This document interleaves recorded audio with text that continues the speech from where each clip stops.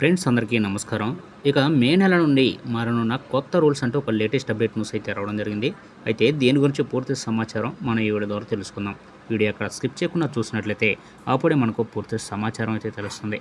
ఇక లేట్ చేయకుండా వివరాల్లోకి వెళ్దాం ఫ్రెండ్స్ ఇక మే నెల నుండి కొన్ని రూల్స్ అయితే మారనున్నాయి. బ్యాంకింగ్, ఏటీఎం ఇలా పలు వాటిల్లో మార్పులు చోటు చేసుకుంటున్నాయి. ప్రతి నెల మొదటి రోజున ఎల్పిజి గ్యాస్తో సహా పెద్ద మార్పులు చోటు చేసుకుంటున్నాయి.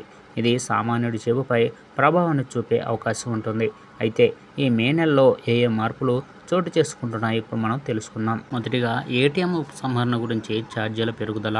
ఏటీఎంల నుండి నగదు తీసుకోవడానికి ఇకపై వినియోగదారులు మరిన్ని ఛార్జీలు చెల్లించాల్సి ఉంటుందని ఆర్బీఐ ప్రకటించింది.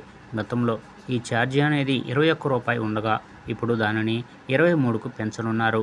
ఇక ఈ కొత్త రకం ఛార్జీలు మే 1, 2025 నుండి అమల్లోకి వస్తుంది. మీడియా నివేదికల ప్రకారం ఈ మార్పును దేశ కేంద్ర బ్యాంకు, ఆర్బీఐ మరియు ఎన్పిసిఐ అనగా national payment corporation of India సంయుక్తంగా చేశాయి. ప్రస్తుతం మెట్రో నగరాల్లో 3 సార్లు నగదు ఉపసంహరణ ఉచితం.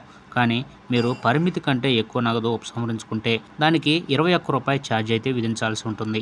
ఇక మే నెలలో రెండవదిగా ఎల్పిజి గ్యాస్పై ప్రభావం. ప్రతి నెల దేశీయ గ్యాస్ నుండి వాణిజ్య గ్యాస్ ధరలను గ్యాస్ ఏజెన్సీ సవరిస్తుంటుంది. అంటే 1వ తేదీన దాని ధరలో పెరుగుదల లేదా తగ్గుదల ఉంటుంది. గమనించదగ్గ విషయం ఏమిటంటే ఏప్రిల్లోనే ప్రభుత్వం అన్ని సిలిండర్ల ధరలను దాదాపు రూ. 50 వరకు పెంచింది. అలాగే ఎఫ్డి సేవింగ్స్ ఖాతాలో మార్పులు. ఈ ఏడాది వరుసగా 2 సార్లు ఆర్బీఐ రెపో రేట్లను తగ్గించింది. దీని ప్రభావం బ్యాంకు వడ్డీ రేట్లలో ఎఫ్డి ఖాతాల నుండి రుణాల వరకు కనిపించింది. ప్రభుత్వ మరియు ప్రైవేటు బ్యాంకులు తమ వడ్డీ రేట్లను మార్చాయి. రాబోయే కాలంలో చాలా బ్యాంకుల వరకు వడ్డీ రేట్లను కూడా మార్చే అవకాశం ఉంటుంది. ఇక ఇదే మే నెలలో స్థానిక బ్యాంకుల్లో మార్పులు.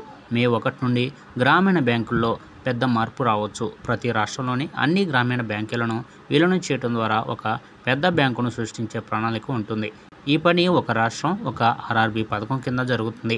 ఈ మార్పు మొదట 11 రాష్ట్రాల్లో కనిపిస్తుంది. వీటిలో పశ్చిమ బెంగాల్, ఆంధ్రప్రదేశ్, ఉత్తరప్రదేశ్, బీహార్, జమ్మూ కాశ్మీర్, కర్ణాటక, గుజరాత్, మధ్యప్రదేశ్, ఒడిశా, రాజస్థాన్ మరియు మధ్యప్రదేశ్లో ఈ మార్పులు జరగనున్నాయి.